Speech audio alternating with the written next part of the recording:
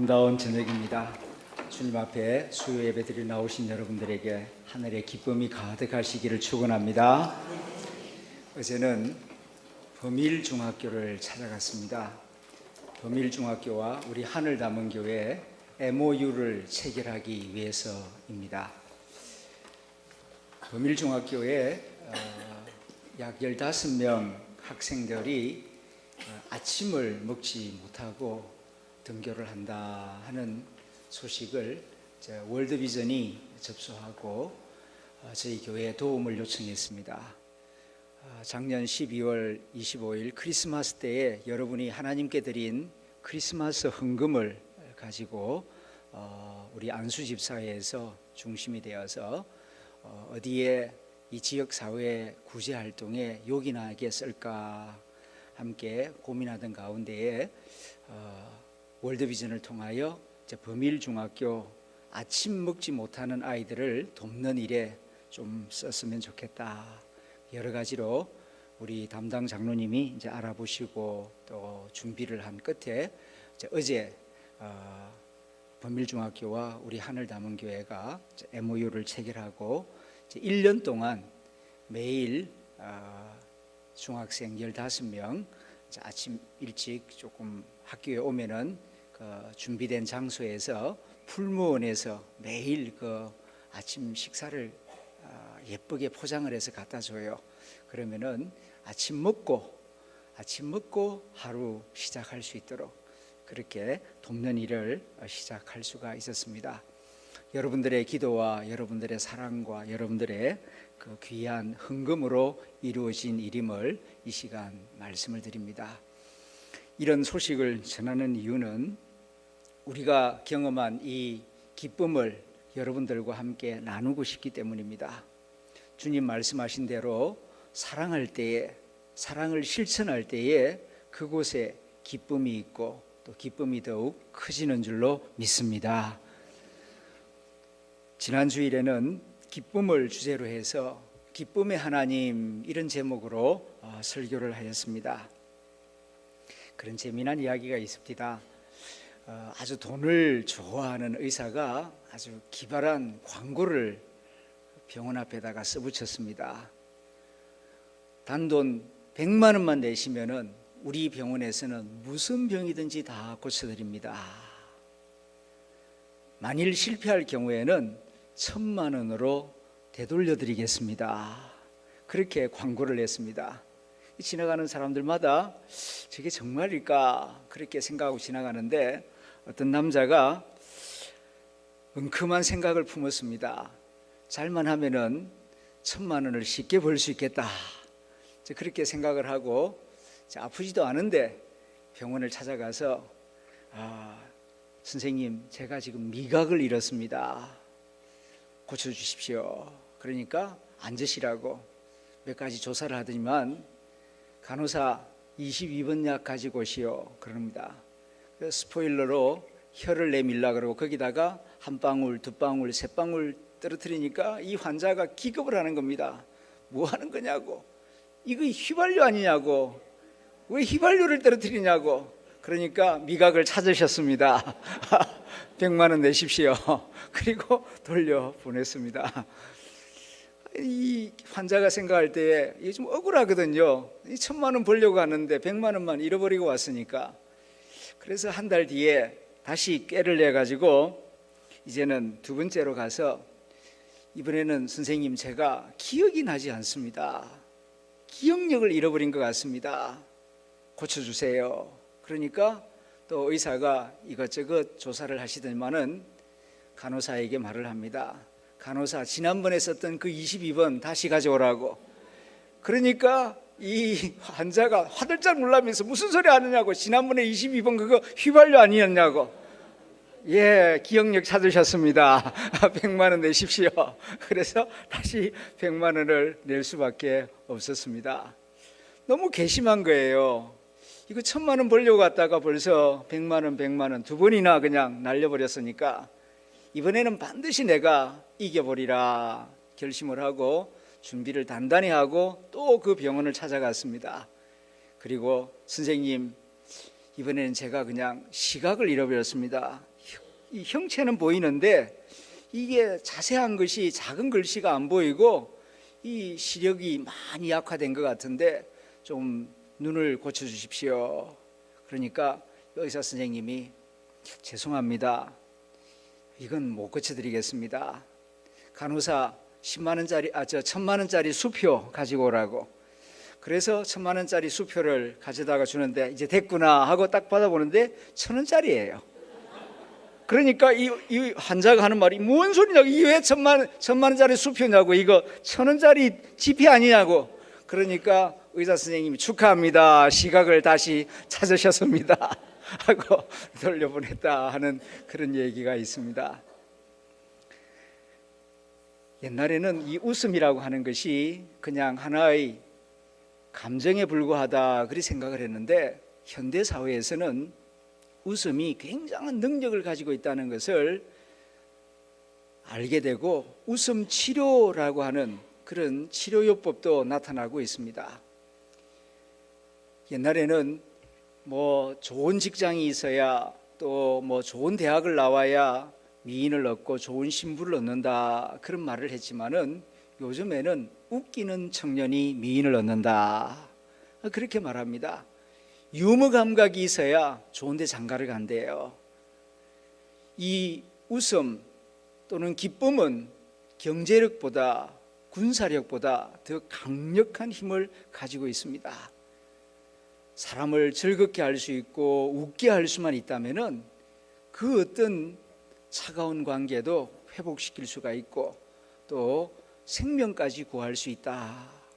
이 기쁨의 능력, 웃음의 능력에 대하여서 현대 과학이 많은 관심을 가지고 있습니다. 지금 우리가 사는 이 세상은 기쁨을 잃어버린 세상입니다.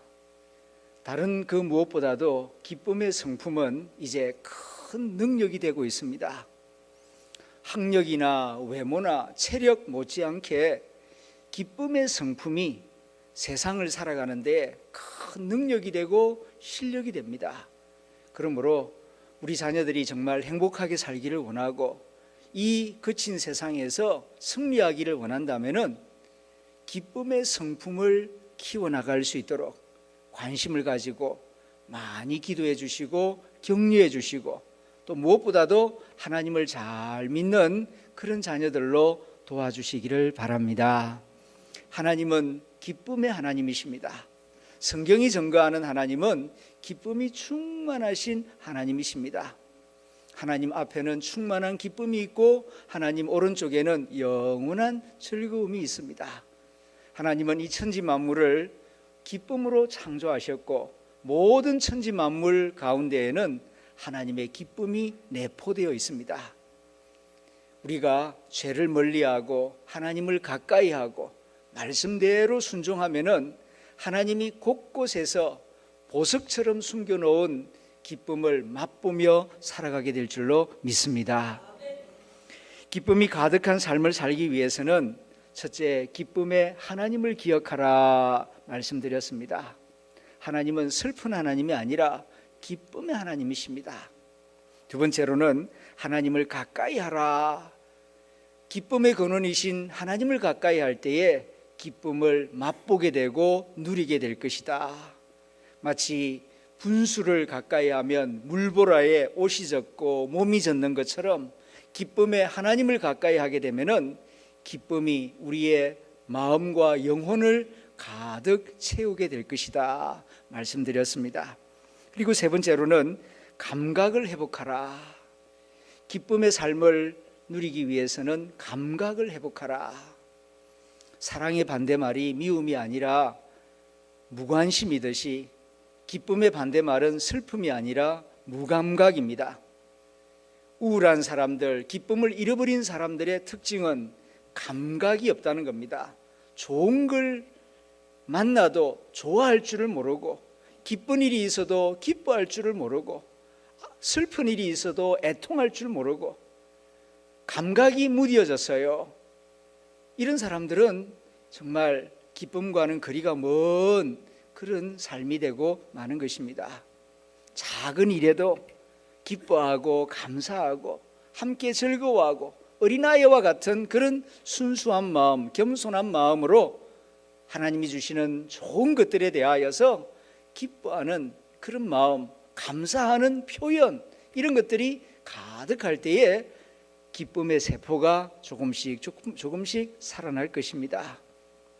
어떤 중년 부인이 제주도 만장굴 구경을 갔는데 옆에 있는 분이 야, 신비하지 않습니까? 이 땅 속에 이렇게 굴이 있는 걸 보니까 종유석, 그리고 밑에 있는 그 아주 그 신비로운 동굴의 모습을 보면서 야, 참 기가 막히지 않습니까? 그러니까 이 중년 부인이 하는 말이 뭐 굴이 별건가, 땅 속에 그냥 구멍 뚫려 있는 거지. 그러는 겁니다. 그러니까 그 말한 사람이 얼마나 참 무한합니까? 장소를 옮겨서 이제는 그 바닷가에 폭포가 떨어지는 곳을 보게 됩니다. 얼마나 장관입니까? 위에서 물이 떨어지는 그 모습만 봐도 시원하고 정말 멋있지 않습니까? 그러니까 정말 속이 시원하죠. 정말 멋있지 않습니까? 폭포를 보면서 즐거워하는 마음으로, 기뻐하는 마음으로 말을 하는데 그 중년 부인은 왜 그런지 폭포가 뭐 별건가, 위에서 아래로 물 떨어지는 거지 뭐. 이렇게 이 정도로 무감각하면은 이건 살아서나 죽은 거와 마찬가지예요. 혹시 여러분이 지금 그렇게 살고 있지는 않습니까?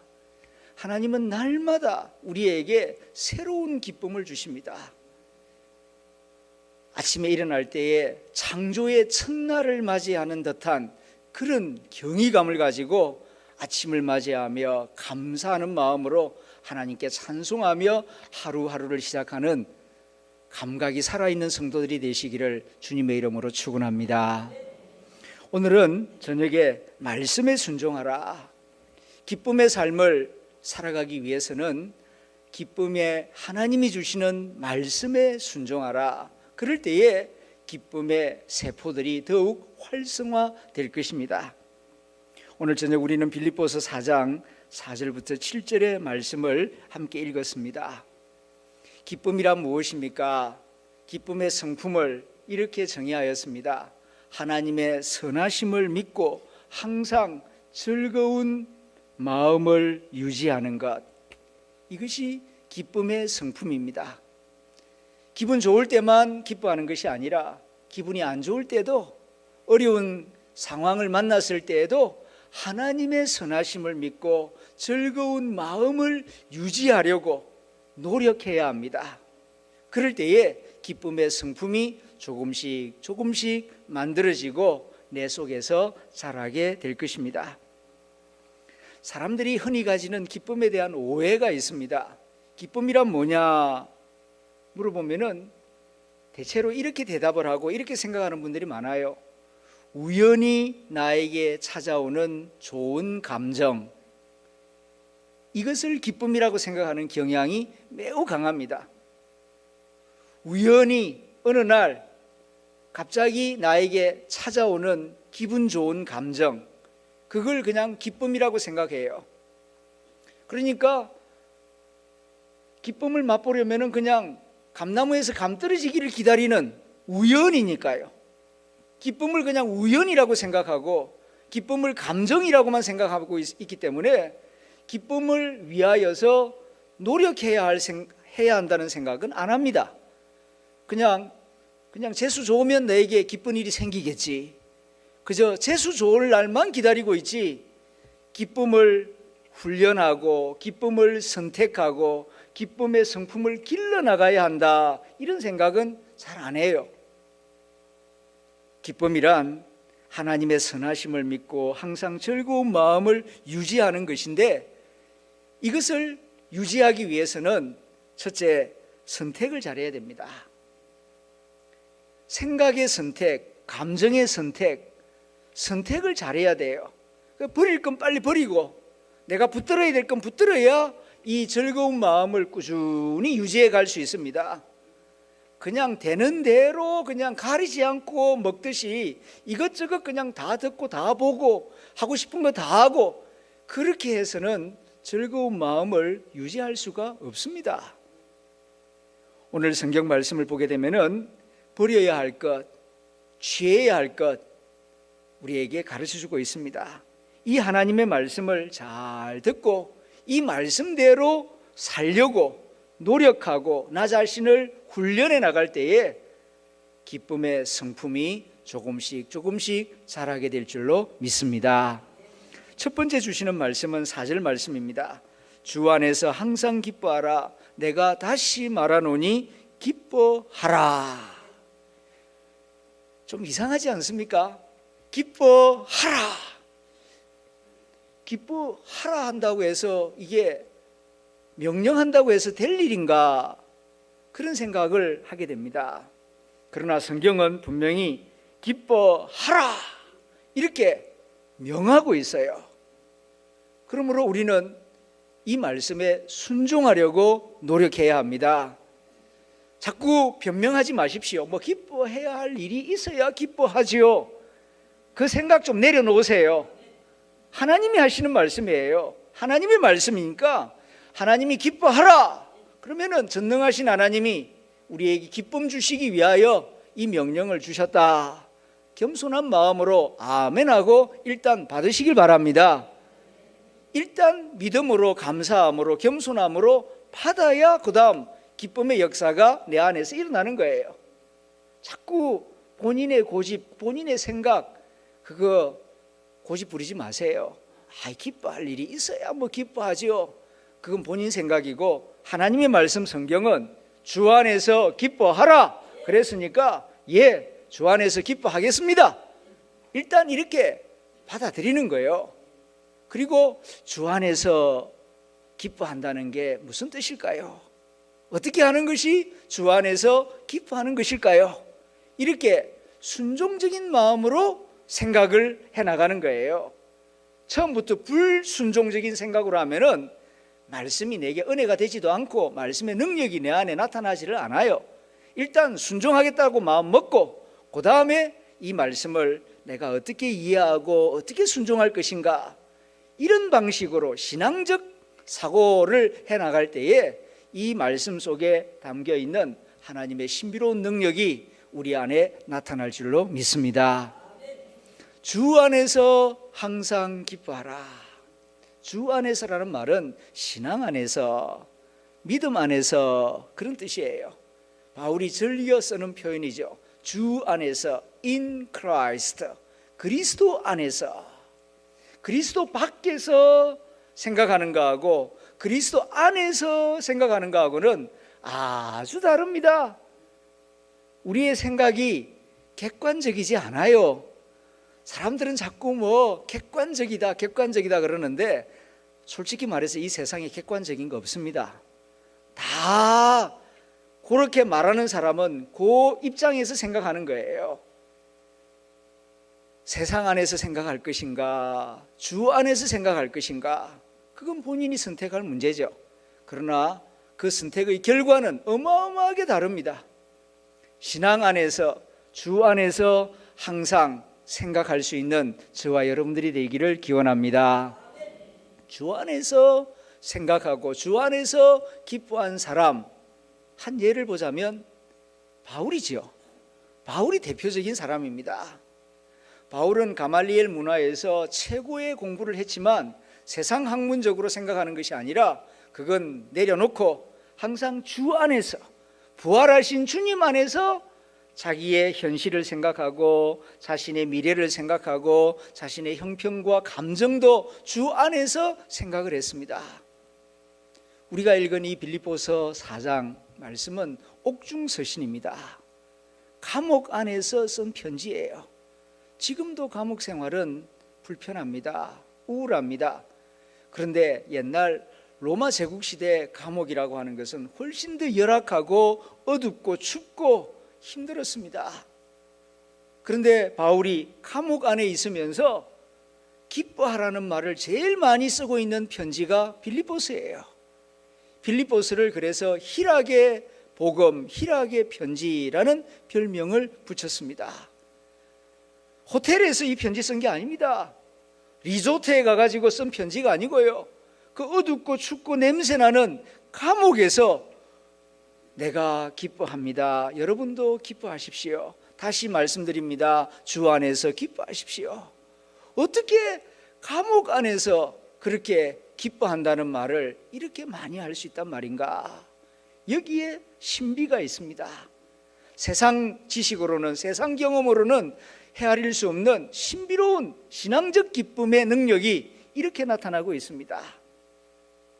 주 안에서 부활하신 주님, 그리고 나를 위하여 십자가에서 대속의 죽음을 죽으신 주님, 그리고 나로 인하여 기쁨을 이기지 못하시는 하나님, 그 하나님을 생각할 때 어떤 상황 속에서도 그 상황에 포로가 되지 아니하고 상황을 초월하여 기뻐할 수 있는 그런 능력이 주어지는 것입니다. 바울은 그래서 감옥 속에서도 신라와 함께 그 어두운 한밤중에 찬송을 부르지 않았습니까? 찬송을 부를 때에 트가 흔들리고 옥문까지 열리고 그를 고문하고 감옥에 가두었던 그 간수들까지 놀라서 나중에는 예수님을 영접하는 놀라운 역사가 그렇게 일어났습니다. 주 안에서 기뻐하는 바울의 모습을 보고 말입니다.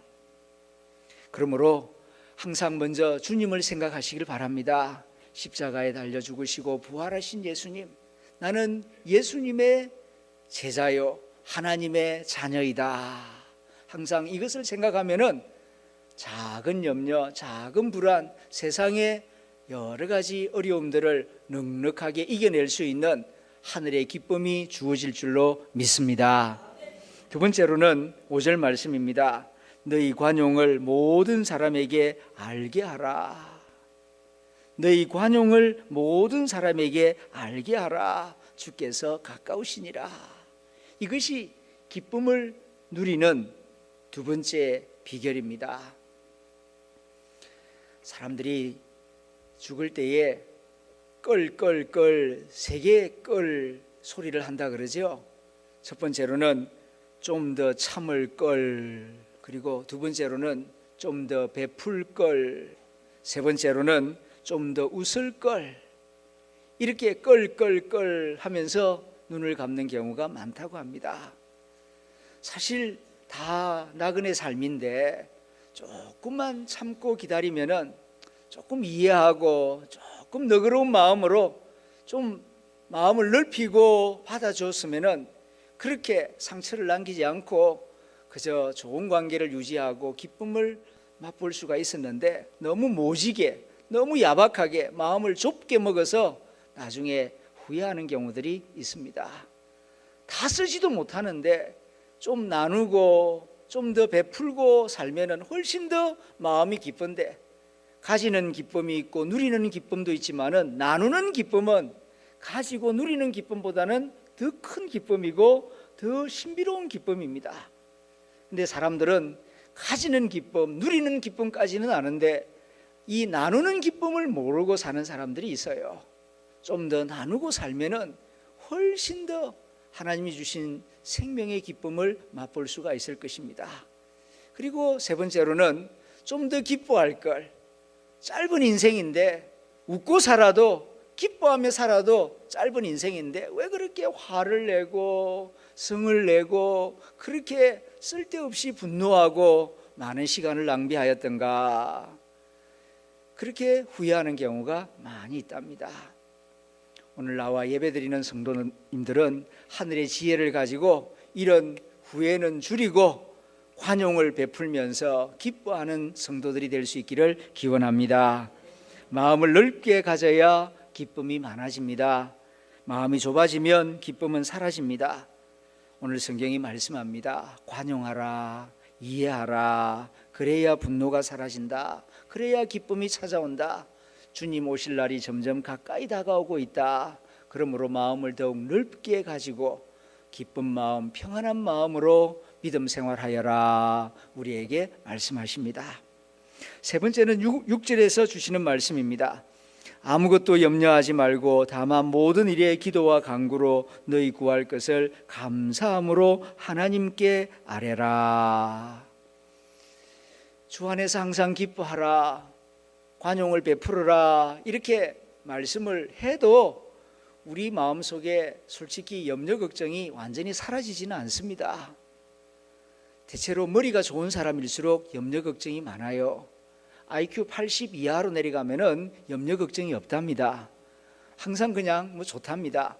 그런데 머리가 좋을수록 세밀한 부분까지 완벽하게 일을 하려고 하고 또 좀 멀리 내다보는 이렇게 예측하는 그런 능력이 사람에게 있다 보니까 예측하는 부분은 있는데 준비는 안 돼 있고 능력은 모자라니까 근심 걱정을 할 때가 있지요. 근심 걱정으로부터 완전히 자유할 수 있는 사람은 없습니다. 그러면 어떡하란 말입니까? 오늘 성경이 말씀합니다. 염려는 줄이고 기도 시간은 늘려라. 염려를 완전히 없앨 수는 없으니까 그 염려를 기도의 재료로 만들어서 기도의 제목으로 만들어서 주님 앞에 기도하는 시간을 더 가지면은 염려는 줄어들고 기쁨의 시간이 많아질 것이다 말씀하고 있습니다. 설교서론에서 하나님은 천지 만물을 창조하실 때에 기쁨으로 창조하셨다. 모든 생명 가운데에는 기쁨의 영성이 담겨져 있다 말씀을 드렸습니다. 저하고 친하게 지내는 그 서울여대 장경철 교수가 쓴 책 중에 개나리는 근심하지 않는다라는 제목의 책이 있습니다. 책 제목이 참 낭만적이죠. 개나리는 근심하지 않는다.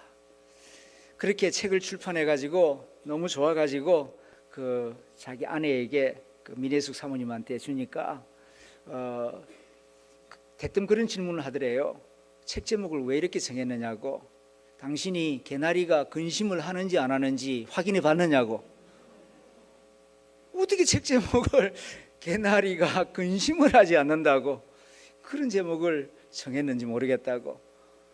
그렇게 산물을 끼얹더래요. 그러니까 오기가 발동해가지고 야 이 사람아, 개나리가 근심을 하고 걱정을 한다면 어떻게 그렇게 맑고 깨끗한 노란 색깔이 나오겠냐. 그 말을 하고 나니까 자기 말인데도 그렇게 멋있더래요. 그 다음부터는 자신감을 얻어가지고 아주 그냥 여러 곳을 다니면서 아주 특강을 잘하고 계십니다. 그렇지요. 하나님이 창조하신 모든 생명에는 기쁨이 있어요. 그래서 이 새싹이 돋아날 때 또 아이들도 갓 태어났을 때에 그 기쁨의 영성이 아직 때묻지 않았을 때 보게 되면은 얼마나 색도 아름답고 냄새도 좋고 얼마나 참 아름답습니까? 하나님의 기쁨이 모든 생명 가운데에 그렇게 돋아나는 것을 보게 됩니다. 하나님에게는 슬픔이 없고 항상 이렇게 기쁨이 충만하신 분입니다. 그래서 우리 주 예수님께서 말씀하십니다. 마태복음 6장 34절 그러므로 내일 일을 위하여 염려하지 말라. 내일 일은 내일이 염려할 것이요 한날의 괴로움은 그날로 족하니라. 주일에도 말씀드렸습니다. 우리가 그전에는 이 말씀을 잘못 읽었어요. 내일 일은 내일 걱정할 것이요. 그러니까 오늘 일은 오늘 걱정하고 내일은 또 내일 또 걱정하고 그냥 이렇게 생각을 했는데 성경을 자세히 보시면은 그렇게 돼 있지 않아요. 오늘 일은 오늘 최선을 다하면 되고 내일 일은 내가 내일 걱정하는 게 아니고요. 내일이 염려할 것이다. 네가 염려할 게 아니고 내일은 내일이 염려할 것입니다. 그러니까 내일이라고 하는 시간을 누가 주십니까? 하나님이 주시죠. 하나님이 시간의 창조자요 시간을 선물로 주시는 분이기 때문에 하나님 안에 다 해결책이 있습니다. 그러므로 걱정할 거 없어요. 내가 걱정할 일은 어떻게 하면 하나님의 나라와 하나님의 의를 이룰 수 있을 것인가, 그것만 염려하면 돼요. 무엇을 먹을까, 무엇을 입을까, 무엇을 마실까, 그거 걱정하지 마라. 그건 하나님 모르는 이방 사람들이 걱정하는 거다. 내일 아궁이에 던질 들풀도 하나님께서 다 자라게 하시고 먹이시고 입히시는데 하물며 나의 형상을 따라 지음받은 너희일까 보냐. 믿음이 적은 자들아 염려하지 마라. 내일 일은 내일이 염려할 것이다. 네가 염려할 거 아니다. 염려하지 말고 대신 모든 일에 기도와 간구로 너희 구할 것을 감사함으로 하나님께 아뢰라. 그 다음 이제 7절 말씀입니다. 그리하면, 이렇게 세 가지 말씀에 순종하면 주 안에서 기뻐하라. 예, 주 안에서 기뻐하겠습니다. 그 다음에 너희 관용을 모든 사람에게 알게 하라. 예, 가능하면 모든 사람들에게 너그럽게 대하겠습니다. 세 번째, 염려하지 말고 기도 시간을 늘려라. 예, 염려가 생길 때마다 기도 제목으로 바꾸어서 바로 무릎 꿇어서 염려를 기도로 바꾸어 놓겠습니다. 그렇게 하면 어떤 일이 생기느냐? 모든 지각에 뛰어난 하나님의 평강이 그리스도 예수 안에서 너희 마음과 생각을 지키시리라. 하나님의 약속입니다. 신실하신 하나님, 전능하신 하나님, 기쁨의 하나님이 이렇게 약속하고 있습니다. 이 세 가지를 순종하면 모든 지각에 뛰어난 하나님의 평강. 모든 지각에 뛰어난다는 말은 영어 성경을 보니까 우리의 모든 이해를 초월한 하나님의 평화가, 하나님은 우리의 이해력을 초월하신 분 아닙니까? 우리가 못한다고 하나님 못하시는 거 아닙니다. 우리가 끝난다고 하나님 끝나는 거 아니에요. 하나님은 우리의 능력을 초월하시는 분입니다. 우리의 지각을 초월하는 하나님의 평강이 그리스도 예수 안에서 너희 마음과 생각을 지키시리라. 우리 마음과 우리 생각, 우리 마음대로 안 됩니다. 여러분 인정하십니까? 내 마음 내 마음대로 됩니까? 내 생각 내 생각대로 됩니까? 그런다면 정말 탁월한 사람이죠. 그런 사람이면 정말 천사와 같은 존재죠. 이 생각이 생각대로 안 되고요, 마음이 마음대로 안 돼요. 그래서 마음속에 염려하지 말아야 하지 그러면서도 염려가 되고, 이거 끊어야지 하면서도 끊지 못해가지고 나중에는 후회를 하게 되고, 그런 경우가 얼마나 많습니까? 그런데 이렇게 말씀에 순종하면 주 안에서 기뻐하고 주위 사람들에게 너그럽게 대하고 그리고 기도 시간을 많이 가지면은 모든 지각에 뛰어난 하나님의 평강이 내 마음을 지켜주신다는 겁니다. 내가 못 지키는 내 마음을 하나님이 지켜주시고 내가 못 지키는 내 생각을 하나님이 지켜주십니다. 하나님이 기뻐하시는 방향으로, 기쁨의 하나님이 우리의 생각과 마음을 기쁨의 방향으로, 사랑의 하나님이 우리의 마음과 생각을 사랑의 방향으로, 겸손하신 하나님이 우리의 마음과 생각을 겸손한 방향으로 인도하여 주십니다. 생각과 마음이 평강으로 흐르고 기쁨으로 흐르고 겸손으로 흐르고 사랑으로 흐르면은 그 삶이 어찌하니 행복하지 않겠습니까? 생각하는 것마다 사랑이고 생각하는 것마다 겸손이고 생각하는 것마다 기쁨이고 생각하는 것마다 평강이고, 그러면은 아침에도 기쁘고 저녁에도 기쁘고 매일매일 하늘의 기쁨이 가득한 천국의 삶을 살지 않겠습니까? 우리가 왜 지옥 같은 삶을 삽니까? 근본적인 이유는 우리 마음과 우리 생각이 더러워지고 마음의 평강과 기쁨과 겸손과 사랑보다는 교만과 미움과 시기 질투 염려 걱정, 내 마음 내 생각 속에 이런 좋지 않은 것들이 계속 많이 있다 보니까 지옥이 되는 거 아니겠습니까? 그런데 이 생각이 이런 생각하지, 나쁜 생각하지 말아야 되는 줄 알면서도 그걸 마음대로 내 생각대로 못하고 내 마음 내 마음대로 못하다 보니까 하나님이 주신 생명의 기쁨을 제대로 누리지 못하고 많은 고생을 하면서 잠을 자도 깊이 자지 못하고 악몽을 꾸고 사람을 만나도 깨끗한 마음으로 기쁘게 만나지를 못하고 편견과 오해를 가지고 만나고, 그래서 삶이 어려운 거 아니겠습니까? 그런데 주 안에서 기뻐하고 관용을 베풀고 그리고 이렇게 아무것도 염려하지 않고 기도 시간을 많이 가지면은 모든 이해력을 초월한 하나님의 평강이 우리 마음과 생각을 지켜주신다고요. 여기서 하나님 나라가 이루어지고 천국을 맛보게 되는 것입니다. 그러므로 이제 이 말씀을 항상 마음에 간직하고 길을 걸어갈 때에도 이 말씀을 자주 암송하십시오. 듣는 것도 은혜가 되지만 말씀을 암송해 가지고 이렇게 살아가면은요, 이 말씀의 능력을 내가 직접 경험할 수가 있습니다. 이건 암송해 본 사람만이 경험할 수 있는 비밀입니다.